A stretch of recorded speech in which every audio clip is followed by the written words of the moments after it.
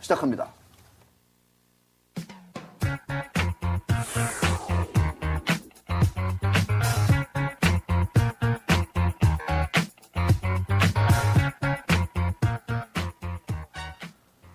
네, 권순우 기자. 예.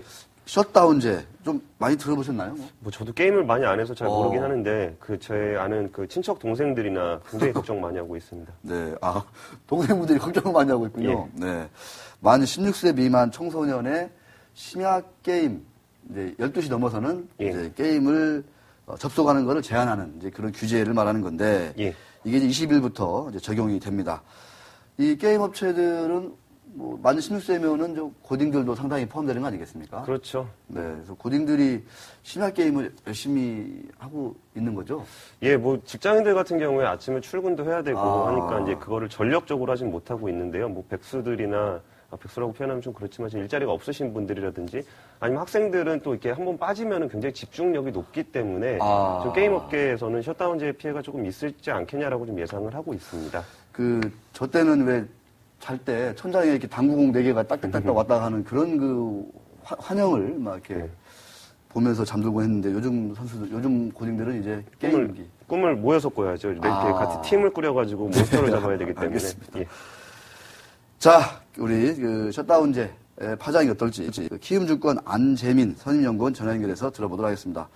네, 안녕하십니까? 네, 안녕하십니까? 네, 게임업계 상당히 좀 이것 때문에 좀 고민이 많을 것 같습니다.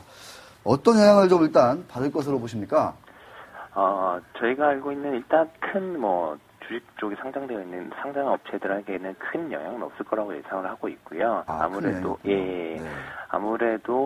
게임 업체별로 셧다운제에 대해서 준비도 많이 놨고 그리고 이제 일부 게임 애들에게 영향을 미칠 수는 있겠지만 대다수 상장사 애들이 매출을 발생시키는 이런 게임들은 성인들의 매출의 비중이 절대적입니다. 그래서 그런 부분들에 있어서는 저희가 흔히 이제 주식시장에서 분석하는 실적이나 이런 부분에 있어서는 큰 문제는 없을 거다라고 보고 있습니다. 네. 예, 영호님. 스마트폰이랑 태블릿 PC 같은 인터넷 게임대에서 규제 대상에서 제외되는 항목들이 좀 많이 있는 것 같더라고요. 예. 그래서 셧다운제가 과연 실효성이 있을 것이냐에 대한 어떤 의문들도 있는데 좀 어떻게 보고 계신가요? 네, 사실상 이 실효성에 대해서는 좀 개인적으로는 의문을 좀 가지고 있습니다. 그래서 실질적으로 청소년들이 부모님들 주민등록번호를 도용한다든지 이런 경우도 좀 많이 있고요. 그리고 12시 이후에 게임들을 하는 비중 자체가 1%도 채 안 되는 비중이기 때문에 비중이 많이 없을 거고, 말씀하셨던 대로 스마트폰이나 태블릿 PC 경우 같은 경우에는 나이 확인이 또 쉽지 않다는 점, 이런 부분들이 있어서 규제도 제외됐었고요. 그런 부분들이 실효성이 크지는 않을 거다라고 보고 있습니다. 네, 그렇습니다. 근데 저는 원래 이제 이 16세 미만으로 정한 게 청소년들의 게임 중독을 막자라는 취지로 알고 있는데, 그러면 청소년은 게임 중독이 되면 안 되고, 성인들은 게임 중독이 되어도 된다. 라고 보는 건 좀 웃기는 거 아니겠습니까? 자, 그런 생각도 해봤는데요. 자, 이 게임 유저들이 이제 아이템을 구매해서 사고 팔아서 이로 인해서 이제 게임 업체들이 얻는 부수입도 짭짤하다 이런 얘기 있었는데, 이 셧다운제에 이어서 청소년들의 게임 아이템 거래를 아예 막자, 이런 좀 가능성도 제기되고 있습니다.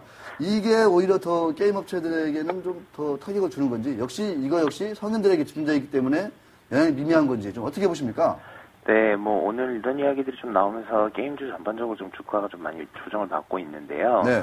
말씀드렸던 대로 성인들 비중이 당연히 좀 많기 때문에 큰 영향은 없을 거다라고는 보고 있습니다. 다만 이제 그만큼 게임 플레이를 하는 사람들이 좀 줄어들게 되면, 예를 들어서 청소년들이 게임 아이템 판매를 하지 않더라도 이걸로 인해서 게임을 좀 많이 안 한다든지 이런 부분들이 되면 이 아이템 거래 시장도 당연히 좀 줄어들 수밖에 없는 구조고요. 그런 부분들에 있어서 우려는 있습니다. 근데 이제 실질적으로 저희가 보는 이제 업체들에서 매출이 얼마가 빠질 것이냐 이런 부분에 있어서는 영향은 크진 않을 거다라고 말씀을 드리고 있습니다. 네.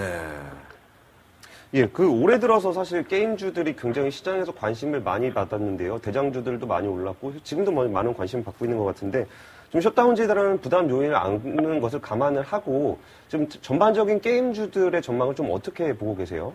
네, 전반적으로 올해 좀 주가가 많이 올랐는데요. 내년에도 계속적으로 실적이 받쳐주는 종목들, 중심으로는 계속적으로 성장을 할 수 있을 거다라고 보고 있고요. 네. 그런 종목으로는 NC소프트를 일단 가장 좀 선호주로 말씀을 드리고요. 아무래도 블레이드 앤 소울이라는 신작 게임이 올해 연말 내지 내년 초 이야기를 하다가 지금 공식적으로 1분기 정도로 이야기가 나오고 있는데 네. 이런 부분을 주가 좀 최근 조정을 받고 있습니다. 그럼에도 불구하고 신작 모멘텀이 계속적으로 지속이 되고 과거에 NC소프트의 신작 분업은 한 2년에서 3년 정도의 하나 게임이었다 그러면 앞으로는 1년에 한두 개씩 계속적으로 나올 수 있는 이런 구조가 같이 가졌기 때문에 NC소프트가 괜찮다라고 말씀을 좀 드리고요.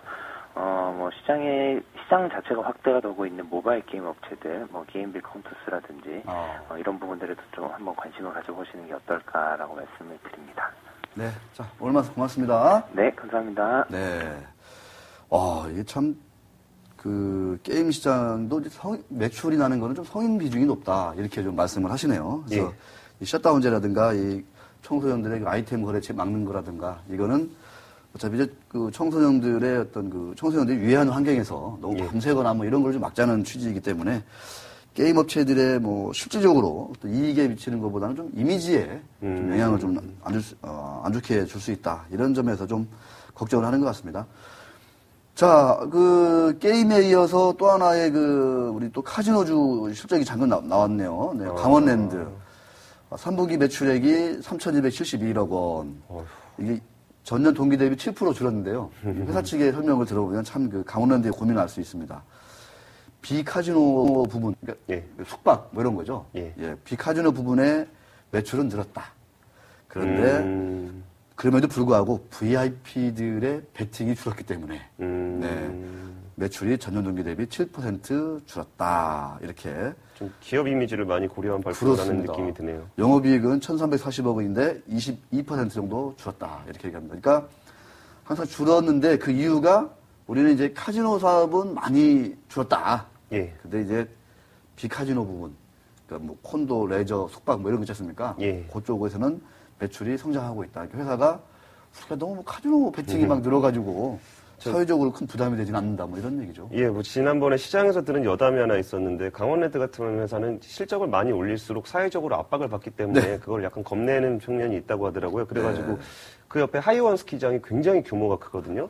그래서 이제 그 스키장을 만들어가지고 좀 돈을 많이 쓰려고 했는데, 스키를 타러 오신 분이 1박 2일로 오셔가지고 카지노를 하시는 경우가 많아서, 또다시 그 실적에 반영이 되는 바람에 그게 굉장히 고민을 하고 있다는 얘기를 들은 적이 있습니다. 그러면 스키장하고 카지노하고 딱 칸막이를 쳐야 되겠네요. 못 넘게. 그렇죠. 예전에는 카지노만 하러 오시는 분들의 수요가 있고, 그냥 단순히 스키를 타러 오시는 분들의 수요가 있었는데, 스키를 타러 오신 분들이 재미로 카지노까지 하는 그런 갑자기 시너지 효과가 발휘되는 바람에 좀 부담스럽군요. 부담을 가지고 있다라고 하시더라고요.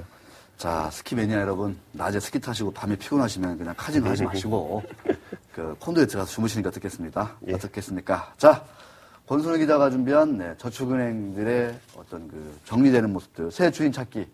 자, 코너로 넘어갑니다.